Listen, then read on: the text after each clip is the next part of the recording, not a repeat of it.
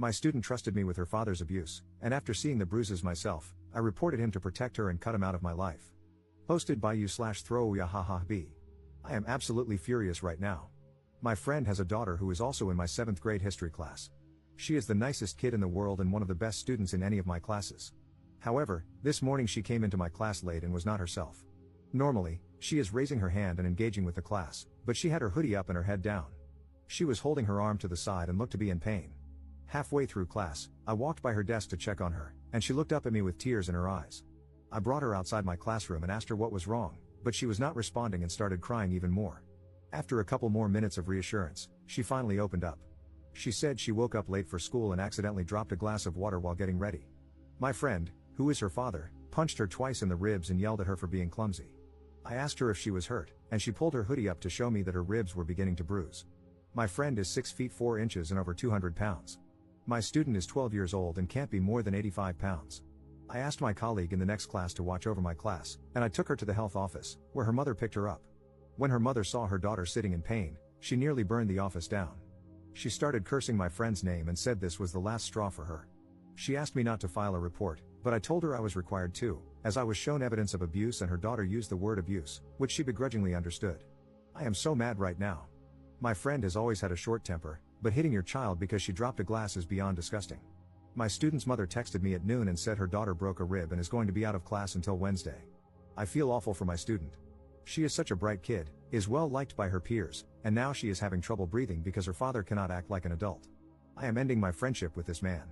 He has been getting on my nerves for a while, but I will be damned if I'm friends with someone who hits their child.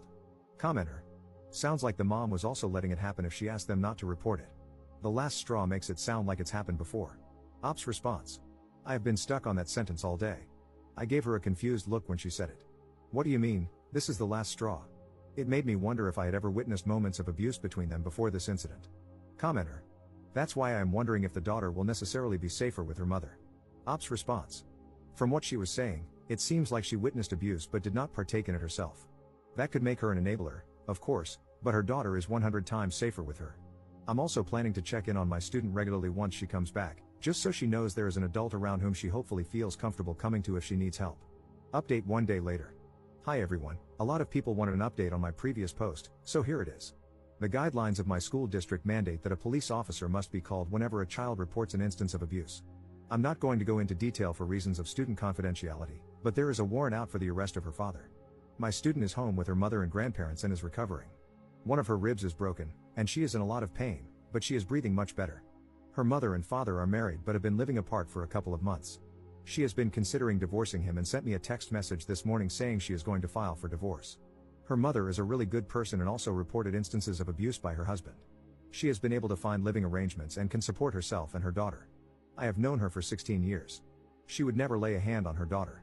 She is a good parent.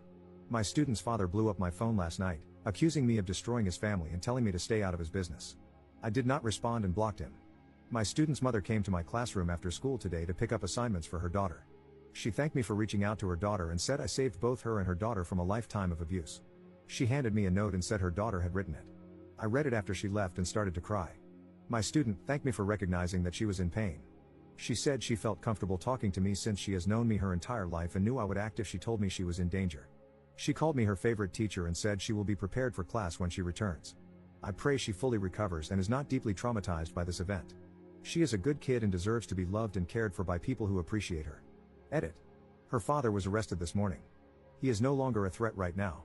He admitted to driving by my apartment complex last night. I might have dodged a major bullet by leaving town for the weekend. I can relax a little now, and so can my student and her mother. Thank you to everyone who supported me through this situation. If you are being abused, please tell a teacher or counselor if you are in school.